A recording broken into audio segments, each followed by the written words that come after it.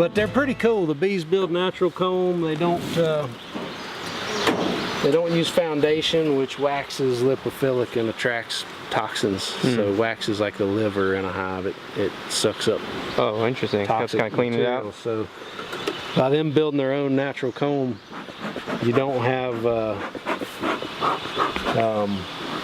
that initial toxic buildup. Gotcha. The beauty of a top bar hive, I guess, is that there's not as much heavy lifting. Once you have it in place, you're just lifting one top bar. Yeah, you don't have to like rotate boxes and stuff. For somebody in the city that doesn't want to have a lot of equipment and a warehouse to store it all, which quickly happens with bees, it's maybe a good alternative. For older folks, no heavy lifting, you know. Sure. Here we're gonna get some beautiful, like freshly drawn comb full of honey. These are a bunch of little bees, or are these ants? Those are ants. Okay. They're trying to capitalize on some of these. You'll get there eventually, Brad. I'll figure it out. Very little bees. Can't fly, look.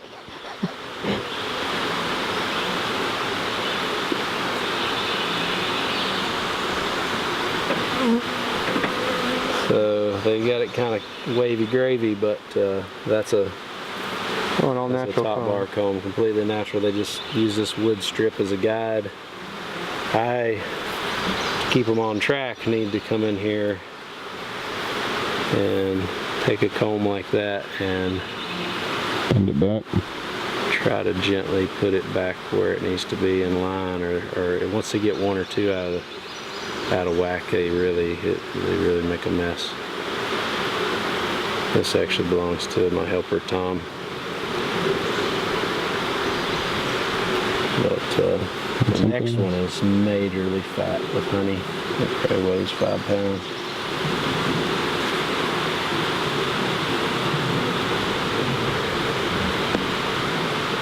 Yeah, there. So I just kind of bump the bees till they move, so I don't squish bees, or squish as few as possible.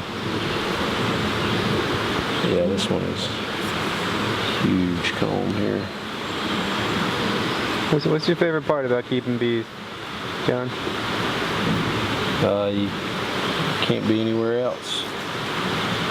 Can't be anywhere else. It's like rock climbing or something. Your focus is right in front of your eyes. Yeah. It keeps you present? Very present and very, I like the whole process. I mean, you know, we got bees pollinating the berries, take the berries and the spring water and make some mead and have a good time. Heck and yeah. It's a full circle. It's just beautiful. Yeah. You know, it's a beautiful circle. And you know, bees are absolutely critical for putting all the good, nutritious food on our table. You know, it'd suck to eat oatmeal and corn all the time, but I mean, we wouldn't die without them, but it'd sure be dull. Yeah. So that's fat with honey. Look at that. There's probably a little brood in the middle. You actually see it. It's wet nectar. It's actually dripping out of the combs there because it's not ripe. And there's some brood on that side in the middle. That's baby bees, the brown patch. Little capped honey right here. See, that honey's ripe, so they've capped it over in the corner. And then they're just storing that for when they're going to go back to eat it later? Or you take it? They'll store it, and I'm not going to take any honey from these girls. If you do with a top bar hive, that's kind of one of the differences is, you know, it's not really built for honey production. It's more for just the aesthetic of keeping bees. Mm-hmm.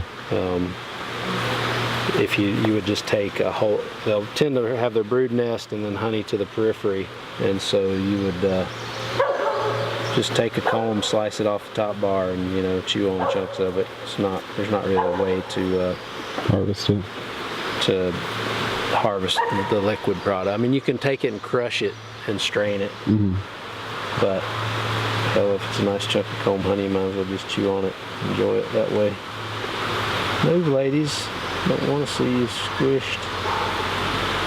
You had mentioned urban beekeeping. What do you think of urban apiaries in general? I think it's a great idea. You know, we need thousands of beekeepers with a few hives instead of a few beekeepers with thousands of hives. You know, That's right.